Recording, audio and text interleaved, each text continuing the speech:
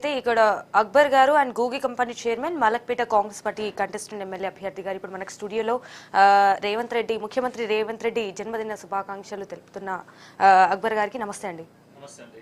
నమస్తే అక్బర్ గారు. ఇటు మొత్తానికైతే రేవంత్ రెడ్డి మీకు ఎంతో నమ్మకంతో మలక్పేట టికెట్ ఇచ్చారు. సో దాన్ని మీరు ఎలాంటి పోటీ ఇచ్చారు అండ్ మజ్లిస్ పార్టీని ఎలాంటి పార్టీని ఎదుర్కొన్నారు, మజ్లిస్ పార్టీని ఎలా ఎదుర్కొన్నారు? సో ఫస్ట్ ఆఫ్ ఆల్ నేను ఈరోజు జన్మదిన జరుపుకుంటున్న రేవంత్ అన్నకి శుభాకాంక్షలు. Wishing you very very happy birthday to Revanth అన్న. అండ్ ఈరోజు ఇప్పుడు మనం లైవ్ చూసినాము, రేవంత్ అన్న ఈరోజు నా బర్త్డే కాదు, నా జన్మదినం కాదు, జన్మ ధన్యమైందని చెప్పారు. సో అది చాలా పెద్ద స్టేట్మెంట్. ఎందుకంటే మూసీ ప్రక్షాళని ఒక పెద్ద కాన్సెప్టు భావితరాలకు పనికొచ్చే ఇలాంటి కార్యక్రమం తీసుకున్నప్పుడు చాలా అంటే especially BRS and BJP party దాన్ని వ్యతిరేకిస్తూ పబ్లిక్లో ఒక భయాన్ని సృష్టించింది. సో అది భయం కాదు, ఎన్నో సంవత్సరాల నుంచి ఈ మూసీ అనేది ప్రక్షాళన చేయకుండా ఆ మూసీ కంపుతోనే హైదరాబాద్ మొత్తాన్ని బలి చేసింది. సో దీన్ని ప్రక్షాళన చేస్తూ బ్యూటిఫుల్గా చేయాలని, మూసీ అంటే అది మురికి కుంప కాదు, అది ఒక మంచినీటి కాలువలాగా చేయాలనే ఒక మంచి ఆలోచనతోని రేవంత్ అన్న ఈ డిసిషన్ తీసుకోవడం జరిగింది. అది ఈరోజు ఆయన బర్త్డే సందర్భంగా వెళ్ళి ప్రజల్లోకి వెళ్ళి దాని ఇంపార్టెన్స్ చెప్పి ఆ యాక్సెప్టెన్స్ తీసుకోవడం చాలా పెద్ద విషయం. ఇక నుంచి దాని మీద ఒక మిషన్ లాగా ఒక ప్రోగ్రామ్ అవుతుంది. అండ్ జనవరిలో మీరు అన్నట్టు రేవంత్ అన్న ఆల్రెడీ చెప్పిండు, జనవరి నుంచి పాదయాత్ర కూడా చేస్తానని చెప్పిండు. సో అది చాలా ఇంపాక్ట్ఫుల్గా ఉంటుంది, పబ్లిక్లో అవేర్నెస్ బాగా పెరుగుతుంది. సో అలాగే అక్బర్ గారు ఇటు మూసీ ప్రక్షాళన విషయంలో కూడా అంటే ఎలాంటి ప్రయోజనం ఉంటుంది? ఇప్పుడు మూసీ అనేది హైదరాబాద్ ఆల్మోస్ట్ మధ్యలో నుంచి వెళ్తుంది. ఓకే. సో దీనివల్ల ఏంటంటే మూసీకి రెండు సైడ్లో చూసుకున్నప్పుడు అంటే ఇది ఆల్మోస్ట్ చాలా లాంగ్ డిస్టెన్స్ ట్రావెల్ చేస్తుంది. సో నల్గొండకి ఎస్పెషల్లీ ఇప్పుడు ఈరోజు జరిగిన ప్రోగ్రామ్ మీరు చూడగలుగుతారు, అక్కడ చాలామంది రైతులు చాలా ఇబ్బంది పడుతున్నారు. ఈ మూసీ వాటర్తోని పొల్యూషన్ అయిపోయి అక్కడ కరెక్ట్ పంటలు పండకపోవడం, పంటలు మొత్తం విషంగా మారడం, ఇవన్నీ జరుగుతున్నాయి. దీన్ని ఎంత మంచిగా చేయగలిగితే ఎక్కువ మందికి ఉపయోగపడుతుంది. సో హైదరాబాద్ని ఒక టూరిస్ట్ ప్లేస్గా మార్చొచ్చు దీన్ని ప్రక్షాళన చేయడం వల్ల. దానివల్ల హైదరాబాద్ టూరిస్ట్ ప్లేస్గా మారడానికి అవకాశం ఎక్కువ ఉంది. సో ఇలాంటి డిసిషన్స్ అనేది అందరూ తీసుకోలేరు. ఒక డేరింగ్ అండ్ డాషింగ్ డిసిషన్ తీసుకోవడం అనేది చాలా పెద్ద విషయం. రేవంత్ అన్న ఈ డిసిషన్ తీసుకున్నాడు అంటే ఒకసారి డిసిషన్ తీసుకున్నట్టే దానికి తిరుగుండదు, డెఫినెట్గా చేసి చూపెట్టేటట్టే ఆ విధంగా ఉంటుంది. సో మీరు డెఫినెట్గా వెరీ సూన్ మూసీ ఒక సుందరమైన ప్లేస్గా మారబోతుంది హైదరాబాద్లో. మరి ఇటు ప్రతిపక్షాలు కూడా ఇటు మూసీ ప్రక్షాళనపై కూడా ఆరోపిస్తున్నాయి. సో దీన్ని ఏ విధంగా చూడాలి అంటారు? ఇది ఒక రాజకీయం అంతే. ఇప్పుడు వాళ్ళు ఇన్ని సంవత్సరాలు 10 సంవత్సరాల నుంచి బీఆర్ఎస్ పార్టీ అనేది పరిపాలన చేసింది. వాళ్ళు కూడా ప్రక్షాళన చేయాలనుకున్నారు. ఓకే. కానీ ఈ రోజు ఏదో ఓట్ల లబ్ధి గురించి పబ్లిక్ని ప్రొవోక్ చేస్తున్నారు తప్ప సో ఇది మంచి కార్యక్రమాలని ప్రతి ఒక్కరు అంటున్నారు. ఫర్ ఎగ్జాంపుల్ హైదరాబాద్లో నివసించే ప్రతి మనిషి మూసి పక్షాలను చేయాలని అంటున్నాడు.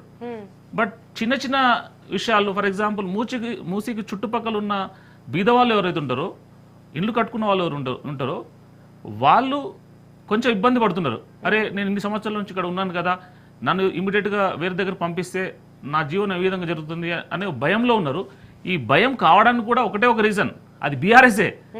ఎందుకు పబ్లిక్లో వాళ్ళకున్న సోషల్ మీడియా ద్వారా వాళ్ళు ఏం చేశారంటే, అరే మీ ఇల్లు పోతుంది, మీరు ఇక్కడ నుంచి పంపించేస్తున్నారు, మీకేంటంటే నెగిటివ్ స్టేట్మెంట్లు కొంతమంది ఆ పేడ్ మీడియా పెట్టేసుకుని వాళ్ళు పబ్లిక్తోని నెగిటివ్ మాట్లాడించడం, ఇవన్నీ చేయడం వల్ల పబ్లిక్ అనేది భయభ్రాంతికి గురి అయ్యిండు. మెజారిటీ ఫర్ ఎగ్జాంపుల్ నా కాన్స్టిట్యూన్సీ తీసుకున్నప్పుడు, మలక్పేటలో తీసుకున్నప్పుడు చాలామంది బీదవాళ్ళు ఉన్నారు, మూసీకి చుట్టుపక్కల ఉన్న వాళ్ళు చాలామంది ఉన్నారు. వాళ్ళు ఇన్ని సంవత్సరాలు ఆ మూసీ కంపెనీ ఎలా భరిస్తున్నారో మామూలుగా మన లాంటి వాళ్ళు చాలా అర్థం కాదు. ఎందుకంటే నేను క్యాంపెయినింగ్ టైంలో, ఎలక్షన్ టైంలో ప్రతి ఏరియాకి వెళ్ళి తిరిగినప్పుడు చిన్న చిన్న గల్లీలు, ఒక 20 గజాలు, 10 గజాలు, 30 గజాలు, దీంట్లో 20 అంటే 4-5 నివసిస్తున్నారు దాంట్లో. సో ఇది వెరీ డిఫికల్ట్. దానికి గవర్నమెంట్ ఒక మంచి ఇండ్లు, డబుల్ బెడ్రూమ్ ఇండ్లు వాళ్ళకి అలాట్ చేయడము, అందరికీ మంచి ప్లేస్లో మార్చడము, ఇంకా ఎవరికైనా ఇంకా ఇబ్బంది ఉన్నప్పుడు ఇంకా దానికంటే బెస్ట్ ఏ విధంగా చేయగలుగుతాము అనేది గవర్నమెంట్ 100% ఆలోచిస్తుంది. రేవంత్ రెడ్డి క్లియర్ ఉన్నారు. కాంగ్రెస్ పార్టీ అంటే బీదలకు ఉపయోగపడే ఒక పార్టీ. పేదవాళ్ళకు ఏ విధంగా మనం హెల్ప్ చేయాలి. మీరు ఇందిరాగాంధీ టైంలో రాజీవ్ గాంధీ టైంలో తీసుకోండి, ఇందిరాగాంధీ టైంలో తీసుకోండి, ఇప్పుడు సోనియా గాంధీ పీరియడ్లో తీసుకున్నా కానీ, రాజశేఖర రెడ్డి పీరియడ్లో తీసుకున్నా కానీ, ఎవరి టైంలో తీసుకున్నా కానీ మనకు పబ్లిక్కి ఉపయోగపడేటట్టే కార్యక్రమాలు ఉన్నాయి. ప్రతిదీ కాంగ్రెస్ పార్టీ తీసుకున్న ప్రతి నిర్ణయం ప్రతి పేదవాడు ఉపయోగపడేటట్టు ఉంటుంది. సో ఇప్పుడు ఈ తీసుకున్న నిర్ణయం కూడా 100% పేదవాడికి ఉపయోగపడేటట్టు ఉంటుంది. దాంతోపాటు సిటీ మొత్తం మంచి డెవలప్మెంట్ అవుతూ, దాంతోపాటు నెక్స్ట్ నల్గొండ డిస్ట్రిక్ట్ కూడా మంచి వాటరు మనం డెఫినెట్గా ఇవ్వగలుగుతాం. ఎస్, అలాగే మరి అక్బర్ గారు ఇటు మొత్తానికి హైకమాండ్కి రేవంత్ రెడ్డి ఫుల్ హ్యాండ్ ఇస్తున్నారు అని కూడా చెప్తున్నారు. ఇది ఇంతవరకు డెఫినెట్గా కాంగ్రెస్ పార్టీ అనేది అందరికి ఫ్రీడమ్ ఉంటుంది, ఓకే, కానీ పనిచేసే వాళ్ళకు 100% ఫ్రీ హ్యాండ్ ఇస్తుంది. రేవంత్ రెడ్డి గారు ఒక విజన్ ఉన్న లీడర్. అంటే ప్రతి ఒక్కరూ ముఖ్యమంత్రి అవుతుంటే, చాలామంది ముఖ్యమంత్రి అయినారు మనకు ఇప్పటివరకు. బట్ ఎంతమంది లాంగ్ టర్మ్ ఆలోచించి ఒక విజనరీగా ఆలోచించిన వాళ్ళు ఉన్నారు? చాలా తక్కువ మంది ఉన్నారు. ఇది రిస్క్ అయినా, అంటే మూసీది కానీ హైడ్రా కానీ రిస్క్ అని తెలిసిన తర్వాత కూడా ఇది నెక్స్ట్ జనరేషన్కి ఉపయోగపడుతుంది, మనతో పాటు నెక్స్ట్ జనరేషన్కి ఉపయోగపడుతుంది అని పెద్ద దూరదృష్టితో ఆలోచించడం వల్లనే ఇలాంటి నిర్ణయం తీసుకున్నారు. ఇది మామూలుగా చేయాల్సిన అవసరం కూడా లేదు. బట్ ఇది తీసుకున్నాడు అంటే దీనికి నెక్స్ట్ జనరేషన్కి ఉపయోగపడుతుంది. ఇలాంటప్పుడు మనము కంపల్సరీ తీసుకోవాలి, ఎవరో ఒకరు నిర్ణయం తీసుకోవాలి. అందరికీ ఆ డేర్నెస్ ఉండదు. రేవంత్ అన్నకు ఆ డేర్నెస్ ఉంది. ఆయన అంటే చాలా చిన్నప్పటి నుంచి ఆ డేర్నెస్ ఉంది కాబట్టి సక్సెస్ అయ్యకుండా వచ్చిండు. దానికి ఒక రీజన్ ఒక ఎగ్జాంపుల్ ఇస్తాను మీకు. అంటే మనిషికి ఒక విజన్ ఉన్నప్పుడు మాత్రమే సక్సెస్ కాగలుగుతాడు. ఆ విజన్ ఏ విధంగా ఉంది అని చెప్పడానికి అతను కెరియర్ తీసుకున్నప్పుడు జెడ్పీటీసీగా ఇండిపెండెంట్గా పోటీ చేసి గెలిచిండు. అంటే జనరల్గా ఉన్న రాజకీయాలకు వచ్చేటప్పుడు ఒక పార్టీని పట్టుకొని వస్తుంటారు. బ్యాక్ సపోర్ట్ ఉన్న వాళ్ళు సక్సెస్ అయ్యడానికి అవకాశం ఉంది. ఎలాంటి బ్యాక్ సక్సెస్ సపోర్ట్ లేకుండా ఇండిపెండెంట్గా చేసి జెడ్పీటీసీ గెలిచిండు. తర్వాత ఎమ్మెల్సీ అది కూడా ఇండిపెండెంట్ గెలిచిండు. సో ఎంత ధైర్యం అతని మీద ఉంటే, అతని ధైర్యం ఉంటేనే ఆ విధంగా చేయగలుగుతాడు. దాని తర్వాత టీడీపీ, దాని తర్వాత మీకు తెలుసు 2 సార్లు ఎమ్మెల్యే గెలవడం జరిగింది. తర్వాత మీకు కాంగ్రెస్ పార్టీ పీసీసీ ప్రెసిడెంట్గా ఎన్నుకోబడ్డాడు. దాని తర్వాత ముఖ్యమంత్రి కాగలిగాడు. అంటే ఈ జర్నీ అనేది ఇన్స్పైరింగ్ జర్నీ. అంటే పొలిటికల్గా రావాలనుకున్న వాళ్ళకు చాలా యంగ్స్టర్స్కి ఒక ఇన్స్పిరేషనల్ జర్నీ అని చెప్పొచ్చు. ఒక మనిషి డేరింగ్గా ఆలోచించి లాంగ్ టర్మ్ విజన్ పెట్టుకుని పనిచేసి 100% సక్సెస్ వస్తుందని చెప్పడానికి రేవంత్ అని ఒక ఎగ్జాంపుల్, పొలిటికల్ హిస్టరీని ఒక ఎగ్జాంపుల్. సో అంటే వాళ్ళ దగ్గర వాళ్ళు చెప్తుంటారు, అంటే రేవంత్ అన్నకు దగ్గరగా ఉన్న వాళ్ళు ఒక 10 years బ్యాక్ కలిసిన వాళ్ళు కూడా, అంటే 10 years బ్యాక్ చెప్పిన డిస్కషన్లో తెలంగాణ ఏర్పడ్డ తర్వాత తెలంగాణకు ఎప్పుడో ఒకప్పుడు నేను 100% ముఖ్యమంత్రి అయితే అని 10 సంవత్సరాల కిందనే చెప్పిన మాట ఇది. సో ఎంత లాంగ్ విజన్ ఉంటే మనిషి ఆ విధంగా ఆలోచించగలుగుతాడు, చెప్పగలుగుతాడు. చెప్పి చేసి చూపెట్టడం మామూలు విషయం కాదు కదా. ఈవెన్ ఎలక్షన్ కంటే ముందు ఒక 1 year ముందు మాత్రం అందరితోని, ప్రతి ఒక్క కాంగ్రెస్ లీడర్తోని అన్న ఎంతమందిని కలిసి అంతమంది దగ్గరగా ఉన్న వాళ్ళకి ప్రతి ఒక్కరు చెప్పిండు, మనం వస్తున్నాము, కాంగ్రెస్ పార్టీ పవర్లోకి వస్తుంది, 100% ఈసారి గెలుస్తున్నాము, కేసీఆర్ని ఓడగొడుతున్నామని గట్టిగా బలంగా నమ్మి సక్సెస్ చేసి చూపెట్టిండు. సో అంతకంటే మనిషికి అంటే ఆ ధైర్యం ఉంది కాబట్టి సక్సెస్ అయింది కదా. మొత్తానికైతే అక్బర్ గారు ఇటు ముఖ్యమంత్రి రేవంత్ రెడ్డి గురించి, వ్యక్తిత్వం గురించి మీరేం చెప్తారు? ఆయన క్లియర్ కట్టుకుంటాడు, ఏం చేస్తున్నా అనేది ఒక క్లియర్ పిక్చర్ ఉంటుంది. అంటే ఇప్పుడు ఒకటి చెప్పి రేపు ఒకటి అలా ఉండదు. ఎస్ అంటే ఎస్, నో అంటే నో, అంతే. స్ట్రాంగ్ డిసిషన్స్ ఉంటాయి. ఒకసారి కమిట్ అయిందంటే కమిట్ అయినట్టే. సో ఇప్పుడు ఏదైతే డిసిషన్స్ ఉన్నాయో, అంటే తెలంగాణని ఒక సక్సెస్ఫుల్ మోడల్ చేయాలి, మంచి గ్రోత్ మోడల్ చేయాలి. ఇండియా మొత్తంలో మన పోటీ, మీరు ఎప్పుడైనా వినండి, రేవంత్ అని ఒకటే మాట చెప్తారు, మన పోటీ మన చుట్టుపక్కల ఉన్న స్టేట్లతో కాదు, మన పోటీ ప్రపంచంతో. మనం ప్రపంచంతో పోటీ పడాలి. హైదరాబాద్ అనేది ఈ చుట్టుపక్కల ఉన్న అమరావతితోనో విజయవాడతోనో బెంగళూరుతోనో పోటీ పడేది కాదు, మనం ప్రపంచంతో పోటీ పడాలి అని ఈరోజు చెప్పలేదు, గెలిచిన మొదటి రోజులోనే ఈ విషయం చెప్పిండు. సో దీన్ని బట్టి అతని విజన్ ఎంత పెద్దగా ఉంది, తెలంగాణని హైదరాబాద్ని ఎట్లా డెవలప్ చేయాలనేది ఒక క్లియర్ పిక్చర్ ఉంది. సో ఇటు మరి రాజకీయాల్లో డక్కమ్మకిళ్ళు తిన్న నాయకుడిగా కూడా రేవంత్ రెడ్డిని మనము చెప్పవచ్చు. అలాంటి రేవంత్ రెడ్డి ఇప్పుడు సీఎంగా అంటే దాదాపు ఏడాదిగా పాలన సాగిస్తున్నారు. సో మిగతా నాయకుల కంటే రేవంత్ రెడ్డికి కూడా ఉన్న తేడా ఏంటి? సో ఇప్పుడు రేవంత్ రెడ్డి గారికి కొంతమంది అంటుంటారు, అంటే ఈయన ఇంతకుముందు మినిస్టర్గా చేయలేదు కదా, డైరెక్ట్ ముఖ్యమంత్రి అయ్యింది కదా. అంటే రాజకీయ అనుభవం ఉన్నప్పుడు నువ్వు ఆ మంత్రి పదవి చేసినా చేయకున్నా కానీ పెద్ద తేడా ఏమి ఉండదు. సో కంప్లీట్ సిస్టమ్ ఉంటుంది పనిచేయడానికి. మనిషి ఆలోచన విధానం మంచిగా ఉండి ఒక స్టేట్ని ఏ విధంగా డెవలప్ చేయాలనే ఆలోచన ఉన్నప్పుడు ఆ పని ఆ డైరెక్షన్లో పని ఇవ్వగలుగుతాడు.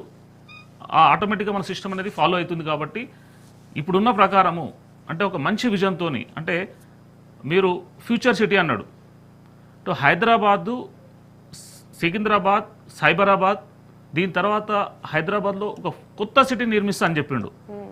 ఇలాంటి ఆలోచన అంటే మనకు భారతదేశంలోనే హైదరాబాదు బ్రాండ్ ఇమేజ్ పెంచడానికి పనికొస్తుంది. అంటే ఇలాంటి కొత్త ఆలోచనలు, అంటే రాజకీయంలో పాత వాళ్ళు ఉన్నారు, వాళ్ళ ఎక్స్పీరియన్స్ తీసుకోవాలి. కొత్త వాళ్ళు వచ్చినప్పుడు ఏమవుతుందంటే కొత్త ఆలోచనతోని హైదరాబాద్ గత 20 సంవత్సరాలు ఏ విధంగా డెవలప్ అయింది, నెక్స్ట్ 20 సంవత్సరాలు ఏ విధంగా డెవలప్ చేయొచ్చు అనే ఒక మంచి విజన్ ఉన్న లీడర్ రేవంత్ అన్న. సో ఫ్యూచర్లో మీరు చూడగలుగుతారు హైదరాబాద్ బ్రాండ్ ఇమేజ్ అనేది చాలా పెద్ద పెరుగుతుంది. ఆల్రెడీ చాలా పెట్టుబడులు వస్తున్నాయి, ఇంకా చాలా పెట్టుబడులు రావడానికి అవకాశం మెండుగుంది. ఎస్ అక్బర్ గారు, ఇటు రేవంత్ రెడ్డి పాపులారి ఒక రకంగా చెప్పాలంటే కూడా నాకు వైఎస్ రాజశేఖర్ రెడ్డికి అంటే ఏమాత్రం తీసిపోదన్న భావనను కాంగ్రెస్ నాయకులు వ్యక్తం చేశారు. సో దీనికై మీరేం చెప్తారు? ఇప్పుడు ఎస్ మీరు అన్నది కరెక్టు. రాజశేఖర్ రెడ్డి గారు మార్కు ఈరోజు కూడా ఉంది. ఇప్పుడు తెలుగు రాష్ట్రాల్లో రాజశేఖర్ రెడ్డి గారు ఒక మార్కు. ఆయన చాలామంది ఫాలో అయ్యారు. ఆయన తీసుకొచ్చిన సంక్షేమ పథకాలు తీసుకోండి, ఆరోగ్యశ్రీ తీసుకోండి, ఫీజు రియంబర్స్మెంట్ తీసుకోండి, అంటే ఒక రెవల్యూషనరీ డిసిషన్స్ తీసుకోవడం వల్ల ప్రతి పేదవాడికి ఉపయోగపడ్డది. సో అదేవిధంగా కాంగ్రెస్ పార్టీ మళ్ళీ అధికారంలో వచ్చింది. రేవంత్ రెడ్డి తీసుకునే బోల్డ్ డిసిషన్స్ కూడా ప్రతి పేదవాడికి ఉపయోగపడతాయి. సో కాంగ్రెస్ పార్టీ కమిట్ చేసిన 6 గ్యారెంటీలు కూడా అన్నీ ఫుల్ఫిల్ చేస్తుంది.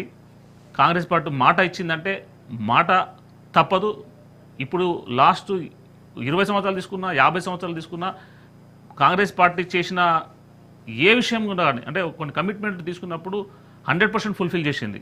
ఎస్పెషల్లీ రాహుల్ గాంధీ నేతృత్వంలో మన తెలంగాణలో ఈ 6 గ్యారెంటీలు అనౌన్స్మెంట్ చేసినాం.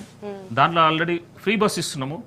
చాలామంది ఎస్పెషల్లీ మహిళలు, లేడీస్ చాలా హ్యాపీగా వాళ్ళు వాళ్ళ బిడ్డల కూతుర్ల దగ్గరికి వెళ్ళడానికి కానీ, అమ్మాయిలు ఎవరైతున్నారో వాళ్ళ పేరెంట్స్ దగ్గరికి వెళ్ళడానికి కానీ, టెంపుల్స్కి వెళ్ళడానికి కానీ, ఎక్కడ వెళ్ళాలన్నా మీరు డబ్బులు పెట్టుకోవాల్సిన అవసరం లేదు. సో ఆరామ్సే వెళ్ళి ఆరామ్సే రాగలుగుతున్నారు. చాలా హ్యాపీగా ఉన్నారు. 200 రూపీస్ మనకు 200 యూనిట్స్ కరెంట్ పవర్ తీసుకోండి, అది కూడా మనం ఫ్రీగా ఇవ్వడం జరిగింది. ఆరోగ్యశ్రీ 5 లాక్ నుంచి మనం తీసుకొని 10 లాక్ ఇవ్వడం జరుగుతుంది. సో నెక్స్ట్ మనకు ఇందిరమ్మ ఇల్లు కూడా మనం స్టార్ట్ చేయబోతున్నాము. ఇందిరమ్మ కమిటీలు కూడా మనం వేస్తున్నాము.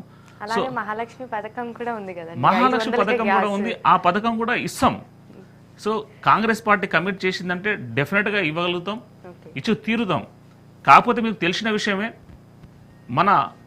మన లాస్ట్ 10 సంవత్సరాలు పాలించిన కేసీఆర్ రాష్ట్రాన్ని అప్పుల పాలు చేసిండు. సో అప్పులు తీర్చాలే.